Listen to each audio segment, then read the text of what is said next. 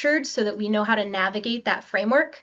We also want to be able to explore some of the things that are happening within the grade levels and analyze those grade levels. And then again, how to use some of the tools we have to help you as you continue. So some housekeeping things before we really dig into this. We've got a number of resources that you can access. My buddies, my teammate will start dropping those in the chat for you, but we have a Google Drive for the whole series that you should be able to access. We also have a session Google Drive within that whole series thing where you can just access the session number 2 materials. That's this QR code. It will probably be small on your phone, but we also have clickable links if you're following along in the slide deck, and Michelle is dropping some of them in the chat as well. We have the slide deck for you. We also have a participant handout. So if you're the type of person who likes to take notes and then kind of reflect on it later, that's there. The other great thing about the participant handout is at the bottom, I have every single link, every single resource that we talk about in the session, and then other resources as well that might be helpful as you are all doing the alignment work within your schools. And then the last place, if you can't find anything on there, it's probably on the Math Revision website. So we have that resource as well. As we go through, a reminder from last time, we're going to be engaging. We're going to be having breakout rooms. I kind of mentioned how we're going to look at standards. So we'll put you in grade bands in just a bit. It would be great if you could keep your camera on. It helps us build community and understanding that we're all in this together. So without further ado, we're going to go ahead and get started. For giving you all PD, I have to meet certain standards within ARM. And so one of those components is making sure that I am engaging with you and making this as relevant as possible to your work. So with that, we're asking that you check in so we can take accurate attendance, that you can keep your camera on if you're able. If not, message Eva or myself and we can take that into consideration. And that you're active in the chat. That really helps keep this engaging and make sure that everybody gets as much as they can out of this. The very last thing we need from you is to complete the evaluation survey at the end. So here's that check-in. We are just going to ask that you please put in your name, where you work, and what's one thing you're hoping to learn today about your specific grade level standards. I see some of you have already been putting your names in. Great, thank you so much.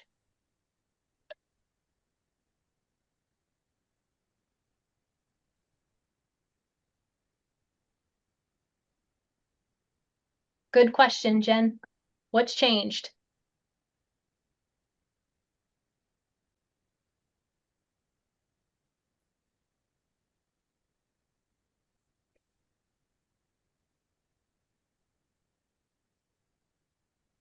Looks like most of us just want to know what's shifted. What's changed? Ooh, I like this, Chris. Nice respond there. Chris wants to know how they kind of compare to the previous set. We have a tool for that I'll show you in a little bit. Matt, nice answer. You don't know what you don't know yet. Let's dig into it. Hopefully you'll take some things away that you want to explore a little further today.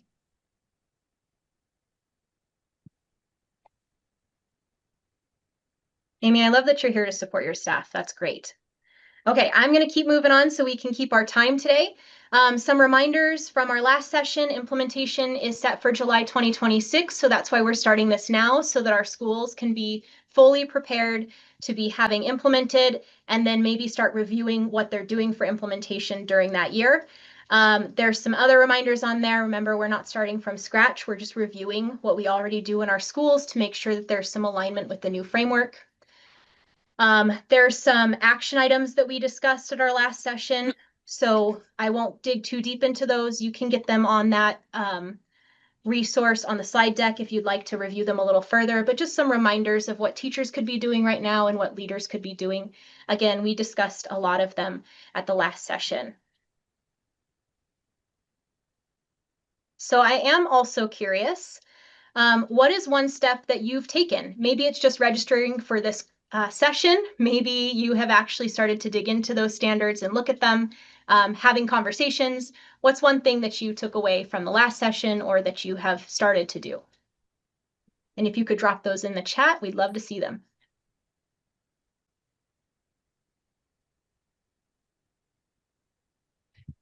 Yeah, registering for this workshop, great. I love that there's conversations happening.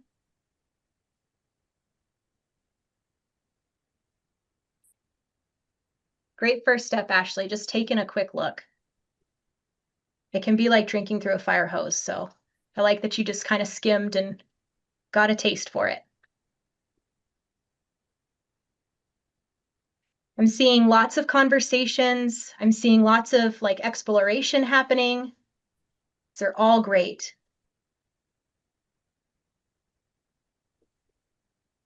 And we would expect to see a variety of steps being taken, right? Some of you are at that beginning phase level, and some are working in districts that have been aware of these changes since they were opened up in 2022. So it's natural to have a big kind of spread there, but I'm so glad to see that steps are being taken.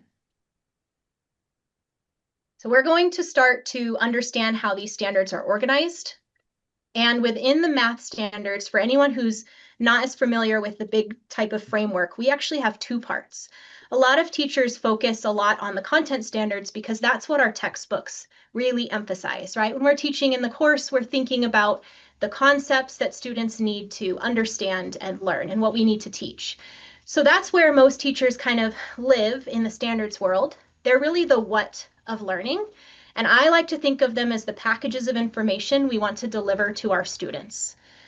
The problem is if we don't have a delivery mechanism for the packages, they just stay at our doorstep. So that's where those practice standards come in. And they're the how of learning. So they are the ways that we are going to engage students. We're going to get them to think mathematically. We're going to get them to problem solve, represent mathematics. All of those types of things are vessels for delivery of the information we want them to learn and the skills we want them to have.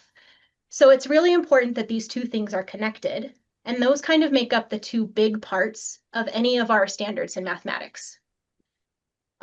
We are going to explore the practice standards more in the next session that we have together. Today, we're focusing just on those content standards. Within the content standards, you're going to notice across K-12, three main components. You're going to see a domain, which is like the big conceptual category. These are like geometry, counting and cardinality. Those are the words most familiar to our K-8 teachers. But those are the domains. And then underneath those domains, you have standards. And then some standards have like subparts, which we'll call substandards for the sake of this session. But they kind of are the steps you have to take in order to acquire the skill in the standard. And not every grade level has those.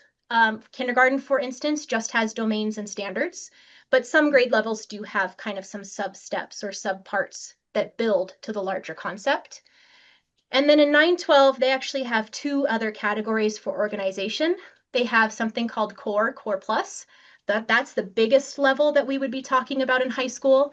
And the way to think about that is that Core is all of the content standards you need for graduation, whereas Core Plus is everything a student would want or need for career readiness, for college readiness, all of those kinds of routes that they can take. So Core, again, those are kind of more in line with our 2-year requirement for graduation as a state level. Most schools have a 3-year requirement in our state, and a lot of students take a 3rd year of math, and that's kind of where that Core Plus might live. And then they also have categories.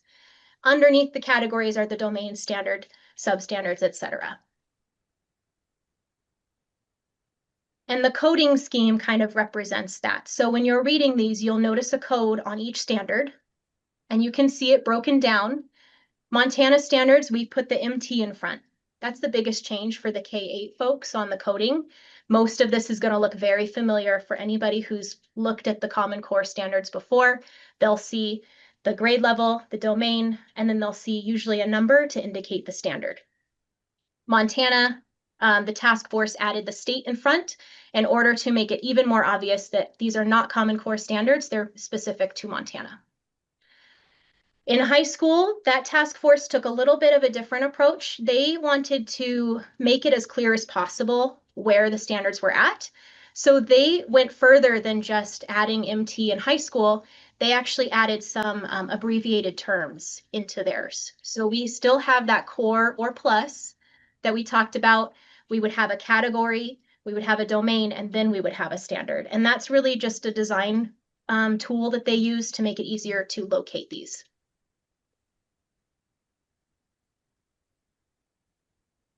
Then we have the way that the standards themselves are organized. This is where we're going to get interactive again.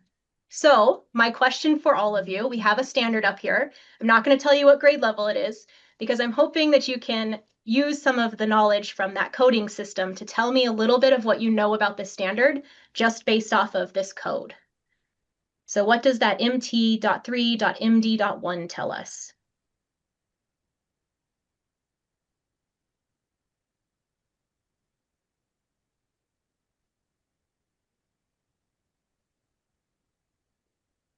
Nice, Laura. Yep, Montana, grade 3, measurement and data, and standard 1. Yep. Great. Most of you got at least part of that, right? So you are noticing that there's a way to read this code. We're going to break down how you kind of read the standard. Now, there's a lot to unpacking a standard, a lot more than we'll cover in our session today. But if you are curious about how to unpack a standard, I would recommend the book Visible Learning for Mathematics, written by Hattie Fisher and Frey, and then et al., because there's about 3 or 4 more authors behind them. But it's a great book, and it shows you how to really make learning visible, and it's very standards aligned. So highly recommend that if you'd like to explore more. We're just going to focus today on how we kind of break apart this standard and understand exactly what it's asking us to teach our kids. One method is to break it up into verbs, nouns, and context. Verbs, think cognitive skill or cognitive demand. So it's that level, right? There's definitely a difference between analyze versus count. Nouns would be all the content knowledge or concepts that are present. And then context would be all of the other things that make that standard come to life. So we might see things like using appropriate technology, in context relating to Montana's Indigenous peoples, et cetera. There's a lot of different types of context. We're going to practice this really quick. So I'm wondering if anyone can read the standard and tell me at least one verb that you notice.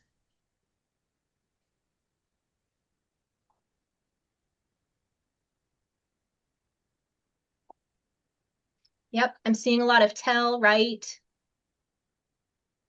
solve,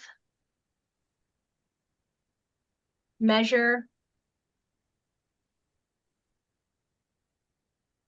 Great, we picked out a lot of the verbs there. Can we do nouns now? Type in at least one noun you notice. Time, clock, minutes. Yep.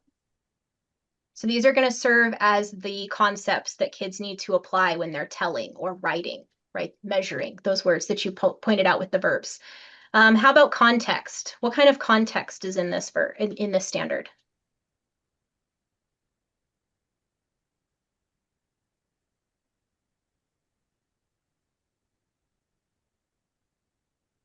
Yep, using addition, nearest minutes.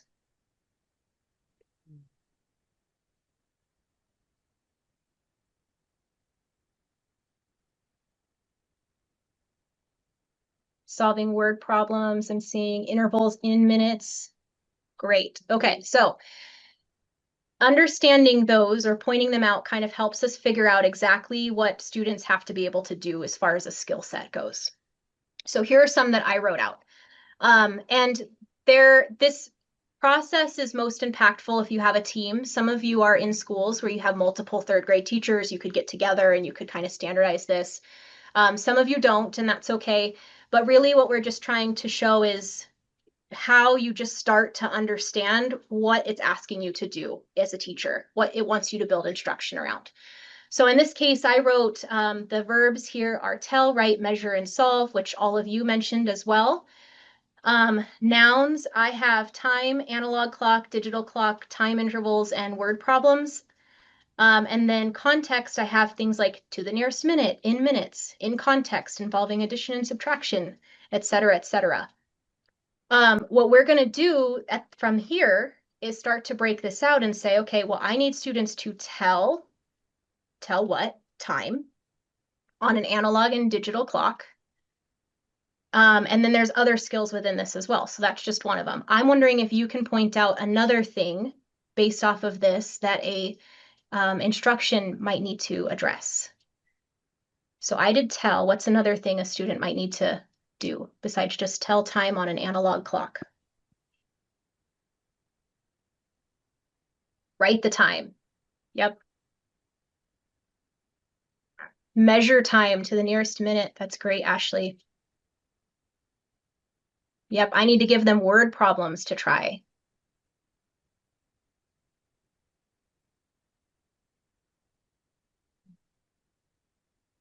Yeah, I need to make sure that there's some cases where they get to add and subtract time, right? Specifically in the case of word problems. So there's that context piece coming in. Jen's adding real world practice. I think that's an important piece. This doesn't specifically say real world practice, but in my instruction in my classroom, I might choose to add that, right? So that's a good note to put in. Great. Okay. So from here, you would write all those things out. Here's what I wrote. So I would understand this standard as I need to make sure that students are able to tell time on an analog clock to the nearest minute, that they need to be able to do that on a digital clock as well, that they need to be able to write both of those cases and measure time intervals in minutes. And then lastly, solve some word problems with all that at play too. Yeah, Laura. I feel like if they don't have their cell phone on them, that's like a big problem for them. So this practice can be done in a lot of different ways. Again, read that book if you're interested in finding out more. From here, there's additional steps, right? We'd be talking about success criteria, proficiency, assessment, all the things. But the reason we're doing this exercise in this session is because you all are going to get to look at your standards, and we wanted to set you up with some kind of a framework for how you're going to start to break apart these standards and really see what the difference is between the old and the new are, and also be able to figure out if your materials that you teach, your curriculum program, or your slide decks that you bring in actually do hit all of these things. So we're going to start, I'm going to check in and make sure everybody can access the PK12 document. I'm going to have somebody drop that in the chat. Yes, thank you, Michelle. If you're following along on the slide deck, you can also click it.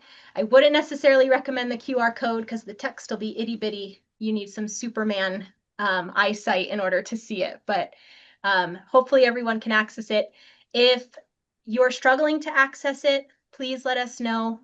Some of my teammates can help you get access.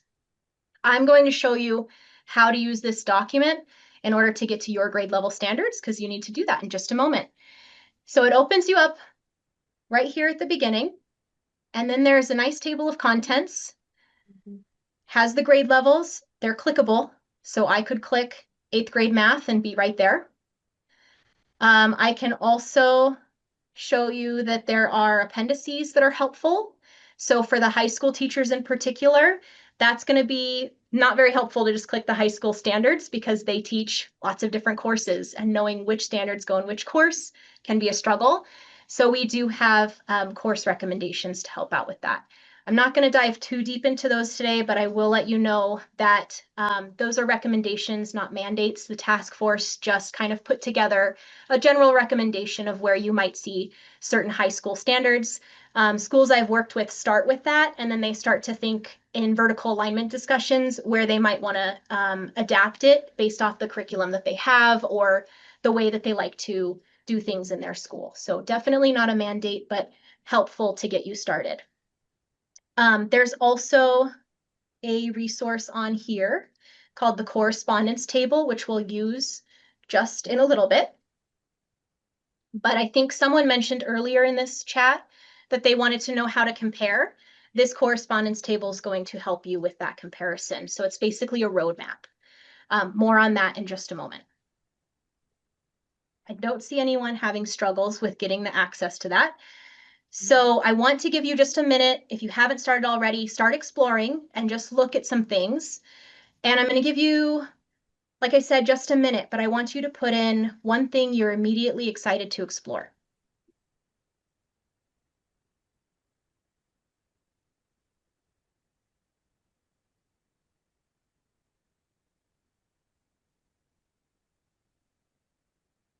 I'm seeing comparison chart. Yep. Those upper level standards. Kristen, there's in the course recommendations, there are extra recommendations for those really high level courses like AP Calculus and stuff. So I would recommend looking at that as well. Ooh, Missy, you're gonna have a full plate with 6 through 12. I taught 7 through 12. I feel your pain or pleasure. I don't know if it's exciting or painful, but yep. So those recommendations for upper level math, again, you might find those in that course recommendations piece. I would check that out. Yep. And middle school verbiage, you're gonna want to look into those. Great. Okay. Looks like we have some things we want to check out a little bit more. I did want to call out that this PK-12 doc does not have a lot of the specific to each standard guidance that we are developing. So this is really just a document that only has the standards in it. And that's because if you're looking at it right now, it's 100 and I think 82 pages. Oh, 28. Had those numbers mixed up. My numeracy is great. It has 128 pages. If we added all the context we plan to add for each standard, then it would be probably 1,000 pages. So there will be more coming. We have a kindergarten document that is in final stages of review right now. We have first grade in development, so we'll get them out as soon as we can. We are including things like proficiency for each standard. We have IFA items that we're working on so that each standard has an example of how you might integrate it with IFA, with a cultural context. We also have instructional examples and then general notes that are going in there that give you more information.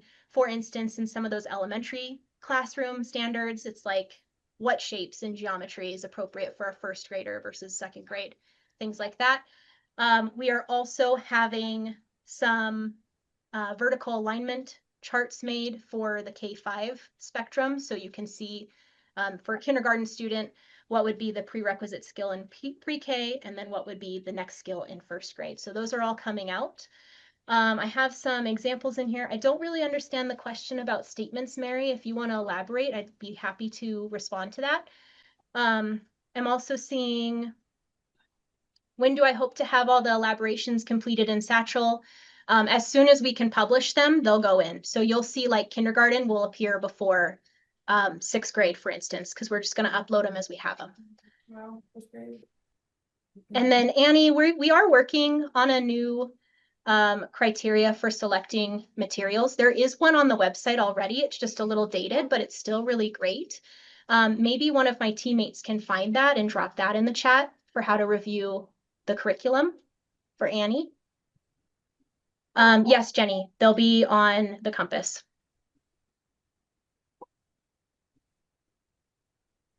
Okay, so here's that correspondence table. The way that we would use this is to first and foremost, keep in mind, this does not imply equivalence at all. They are not equivalent. So if you went into the mindset of finding your textbook and seeing that your textbook has this standard identified and that you could just check the box on the Montana standard, I would really recommend we don't do that because there is a lot of revision that has happened, especially in the high school, but across all grade levels that would kind of not set you up for success. The best way to do this is to maybe start with that older standard, find the newer standard, and then start to analyze some of those differences. So really look into them, just like we showed you earlier in this session. What is the language? What has changed? What does that mean for your instruction? And then I'm going to show you an alignment mapping tool that will support that. And then you're going to start to probably triage, because some of you, it's not going to be that big of a lift. You're probably going to notice there's not much of a change. For others, you're going to notice big shifts.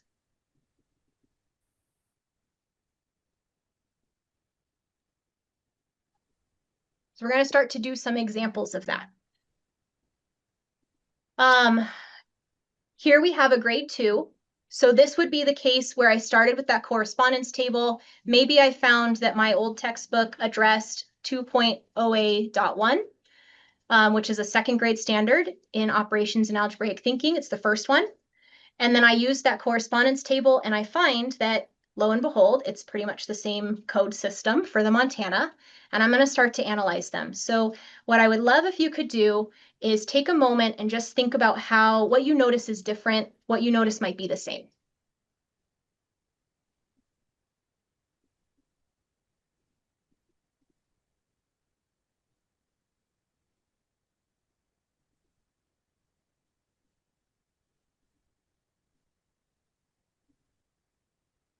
Yeah, Mary, good observation. Definitely less wordy.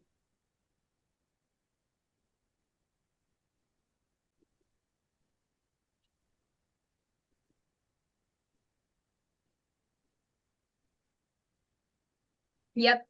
Julie, you'll see that reflected across all the grade levels. They swapped out American Indians with Montana Indigenous Peoples. That was on the recommendation of our tribal representative task force. A little less specific. Yep.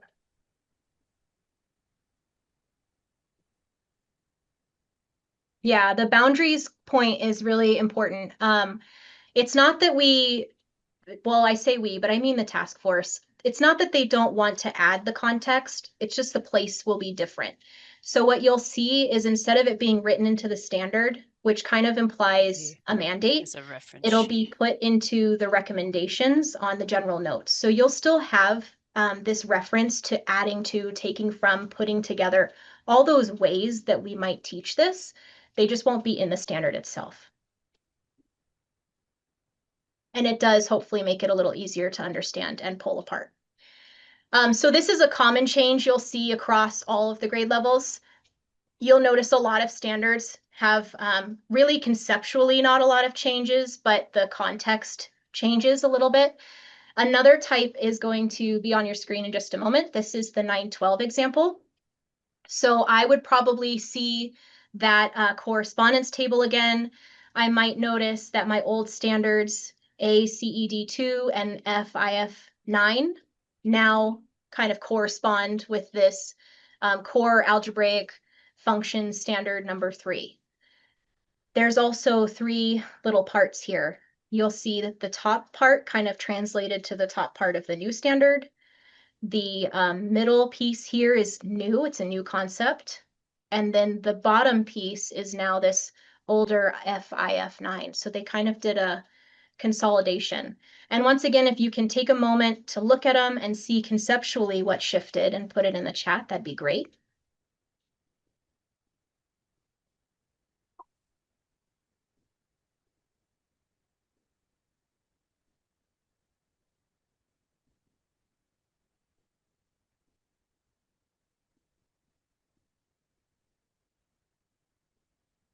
Talking about some organization.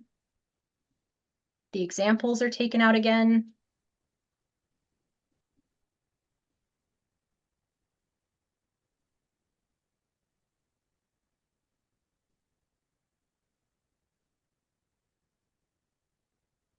Consolidating some ideas. Yes, I agree, Sonia. Yeah, higher level thinking, right? There's not just understanding, or not just creating and comparing, but they need to understand as well. Yeah, broader scope. Great. Okay, so yes, there are some shifts here. I'm sure you guys are going to be putting in some more comments as you go. And you'll notice this shift. I think when I think of this middle one, even though it's not a corresponding standard in the old set, it is something that a lot of teachers do teach already. Many teachers do try to work with students to decide whether a graph is appropriate or a function or a table or all these different kind of ways that we can represent. So it's kind of a realignment with current practice in schools in that case. But hopefully that gives you an example as well, why you wouldn't want to just kind of assume that it's the same, because there has been some changes here. Okay, we're going to do a breakout. So you have some time to really dig into those standards that you have. The task, I have some breakout group people that will kind of facilitate and be your resource. If you need anything, they'll help you get it. You're going to want the new standards for sure, which you should already have open. You may want the old standards if you're a person who really likes to compare side by side. So that link is on the slide deck, and hopefully Michelle can also drop it in the chat as well. Thank you, Michelle. And then what we're going to do is we really have limited time. So kind of keep your focus on the whole framework rather than the standard by standard shifts. We will spend some time showing you how you'll do that work, but we want to kind of look at big picture today. And I want you to think about what stands out as new or shifted. And is there any big things as far as implications to your instruction that jump out at you? And maybe something you want to explore deeper. So those are your discussion prompts. We will put those in the chat as well. And then as a group, make sure you record 2 big takeaways and 1 question, because that's what we're going to share out together. So hopefully you should be seeing the rooms opening up. You can self-select. There are 4 rooms. So just pick the one that you think aligns best.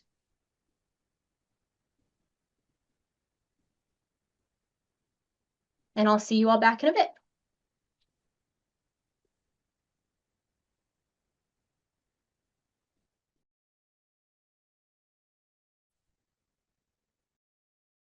Never changed. Wish it was different.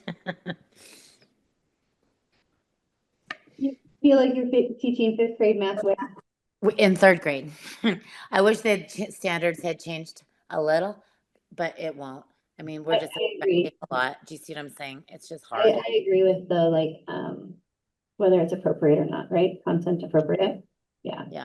And I think that vertical alignment is I think having that document is really great, because then you get to see that building up on it. And so Right. I'm excited to see that piece. Yeah. Yeah. I'm glad to hear so many conversations carrying over. I know in my group, we got cut off. We were still talking to. So it's really good. This is good. And I hope that they spark and inspire some further conversations. And I love, Annie, I think you were the one saying about that vertical alignment conversation, because it is so important. And we talked about that in high school as well. Yeah. And I know when like our standards first came out, like I worked with Eliza at the co-op, and that was one of our big goals, was that vertical piece. And it just seems like so much of that went away, and we don't have that now. And so you get these kiddos and you're like, well, where are you from? And you get a little background on them and like, well, they should know this and this. And then you're like, oh, darn. Yes. Yeah. Would anyone like to share some of the takeaways that they got and maybe a follow-up question that they had as a group?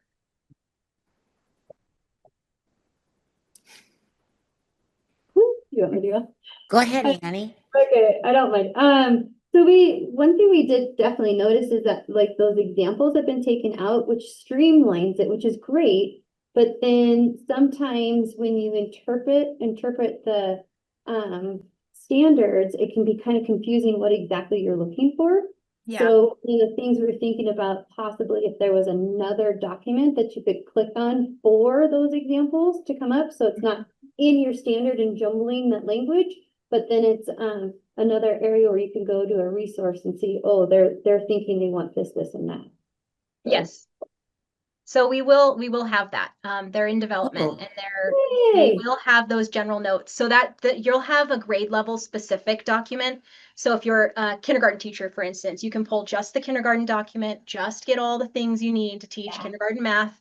Right. And it does include those things like the age appropriate considerations. One example is that geometry thing, right? All those geometry standards, there are specific shapes we use in kindergarten, and those kind of scale up as we go through the grade levels. So all that guidance will be in there. Yeah. Nice. Yeah. Does anyone else want to share some of the things their group noticed and a question that they had? Trina, I have one. In my group, we were talking about the K2 standards, and I was in a classroom recently with a teacher, and we were talking about when the student was taking the math test, and this obviously wasn't K2, it was an older grade, but that the vocabulary that the math test used, the students weren't familiar with. And one of the things that I've always liked about having the standards be so specific was, so for example, in kindergarten, it says understanding addition is putting together and adding to, and understanding subtraction is taking apart and taking from. How does that, what are the implications, or how does that impact how students take the math in later years? How, you know, how our standards build upon themselves. How is that going to impact mass testing or other, what is the, I guess, what are the implications of, I use the, sorry, my mind's going in all different directions, but I often, if our curriculum did not include those different vocabulary words, I fell back on the standards and relied on the standards to add that vocabulary and to teach my students so they were familiar with different ways to say add or subtract or equals. And so I'm just wondering what the implications of that would be. Does that make sense? That's a great question. I'll address the language part, but I might let Marie or Amy address the math part. They probably don't want to jump on maybe they will. But the language part, I can tell you what happened. K-12 is a more standardization of a lot of language. So for instance, an example of this is in middle school. The standard used to say an unknown or a letter representing a number, right? But we know that the vocabulary is variable. That's the term, right? And that means a letter representing a number, an unknown. Right. But what they did as a task force is try to be very intentional about standardizing that language, because sometimes what ends up happening is that if one classroom uses plussing and another uses adding and another uses addition and another uses summing, what happens is that child, now all those children have 4 different words for the same operation, and that creates misunderstanding with what term we're using, right? I'm sure my high school teachers can also relate to the acronyms, right? PEMDAS versus GEM. Someone will jump in on that, but there's different acronyms we use. So they were really intentional as a task force to try to standardize. And I'm hoping that will help as far as the students' vocabulary goes. But we are going to be asking some students to learn true mathematical vocabulary where they may have had simpler terms like plussing in the past. And I'll let maybe Marie jump in on the math component. Yeah, I can do that. So with math, we have to do an alignment study to content standards regardless. We're in the process of that work for the last round. And then it takes a few years for that update. So if you look at those 3rd through 8th grade, you'll see that there's nothing added or taken out of those standards. The content is primarily the same. And that was very intentional for partially because of math. But we will continue to do alignment studies as we review items and look at how those shifts along the way. And I think for the sake of time, I'm going to move us on. But if there's more conversation about this you want to have after, I will stay on and address as many questions as I can. So we'll keep trucking along, because I do want to make sure that I give time to discuss some of the tools and how you could use them to take this work forward. So some of the things we're going to want to use are obviously those new and the old standards. So you have access to both of those already through the chat, through the participant guide, through the drive that I provided and all those things. They're also on the website, so there's lots of places, but if you ever need help accessing them, shoot me an email. There's also that correspondence table, which many of you probably looked at already. And then the last tool, which you haven't seen yet, is an alignment mapping tool. You don't have to use this tool. It's just something I created to help some of these conversations. But please feel free to use your own. I've seen some schools cut out all of the standards and then they build a big alignment framework and then they've like manipulated them physically. So whatever tool works for you in your school, feel free. But I'm going to show you what a process might look like depending on how you're starting it. So we might start with the textbook or our curriculum that we teach. Whether if we're not aligned with the textbook, that's okay too. But whatever we teach in our classroom, we might start to look at when we teach certain standards. We might start to find some of them. So I would look at the Common Core standard. I would notice that I typically maybe teach this standard in first grade, and then there's actually two that have been separated out from this one old standard. So I would pull that old document and I would look at it, notice that this old standard says to add and subtract within 20, demonstrate fluency for addition and subtraction within 10, and then it lists a whole bunch of strategies, right? The new standards are actually two now. So they split it. They split it from a introductory type standard and a fluency standard. So now I have flexibly, accurately, and efficiently add and subtract within 10. And then I also have use multiple strategies to add and subtract within 20. So we're not asking the students to be fluent at 20, but we are asking them to be fluent in 10. So that might start to get my thinking. I might be noticing some stuff. I might be thinking about how I teach this in my class. And that's where that alignment mapping tool comes in. I would probably record this. This alignment level is going to be dependent on you. I put partial just for the sake of this activity to have something in there. But you might have a strong alignment with both of those, and it may not be an issue. That is just a triage tool. So if I were doing this work, I'd be looking at all the standards, breaking them up, and then I would probably go back and say, whoa, I have 5 that have weak alignment within my textbook or my curriculum program that I use. So those are where I'm going to focus my energy, because there's almost no alignment with what I used to teach to these new standards. So that's where I'm spending my energy. Same thing with partial, but the ones that are strong, I just may not give as much attention to that. I might write some instructional modification notes. These are all personal to you. So you might put in things like the specific methods are no longer mandated, or they changed fluency. Now they're talking about flexibly, accurately, and efficiently.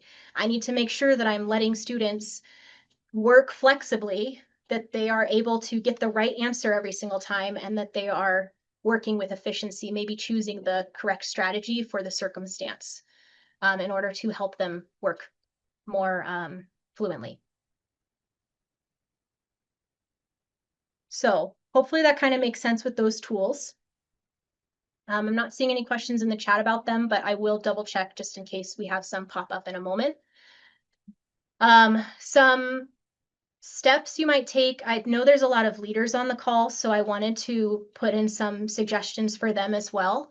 If you're trying to lead this analysis as a teacher leader in your school or as a coordinator, you might want to start having some standardization of that process of what you want that analysis of those standards to look like. You might want to start to have them look at those big shifts like we just did.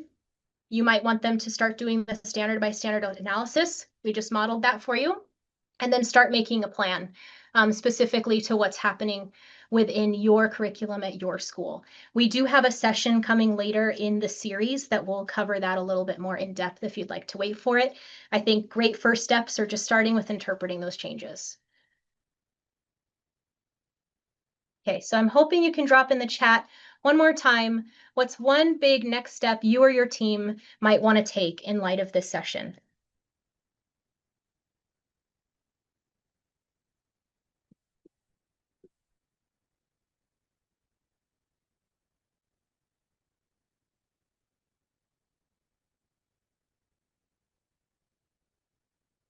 I'm seeing a lot of like printing and just start comparing. Get your highlighters out. Common vocabulary. Laura, I really like that intentionality of like, how can we standardize or think about vocabulary across those grade levels? Yep, changes to the practices. If you want to know more about that, our next session will deep dive into those too.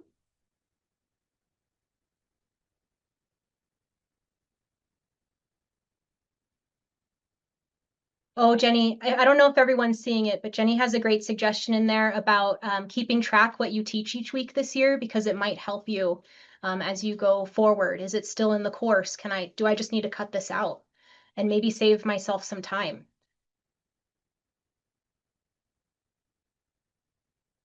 It looks like most of you are going to start comparing or having some meetings and talking about some of these changes. So that is wonderful. As you go through, we're wrapping up here, but some tips to avoid pitfalls. If you're a person who gets really overwhelmed and is looking at it and you feel like it's too much, just start small.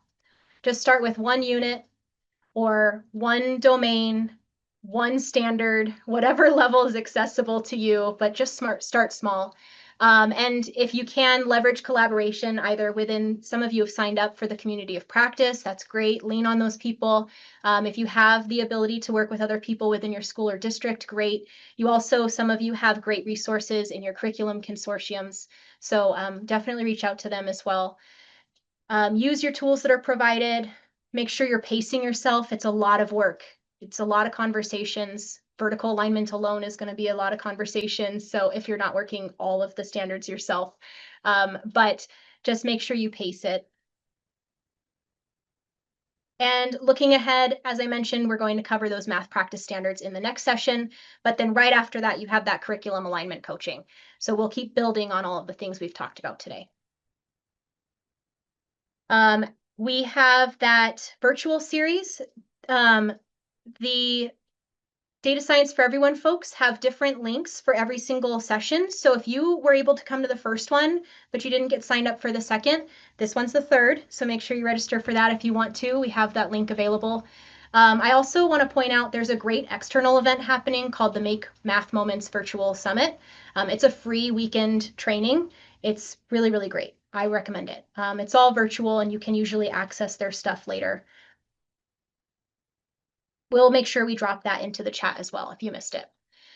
And then just to wrap up, because we're over time, I'm going to skip some of these. You can refer back to them if you need them, but I would really appreciate it if you could give us some feedback. We really value it. It helps us make sure that we keep this engaging and reflective of what you're doing in your schools and that we're aligned with what you need. So if you could leave us some feedback, that'd be great. That's also your ticket to a PDU if you need those renewal units for your license. And I will stay on. I know some people have some questions they didn't get answered, so I'll stick around for those.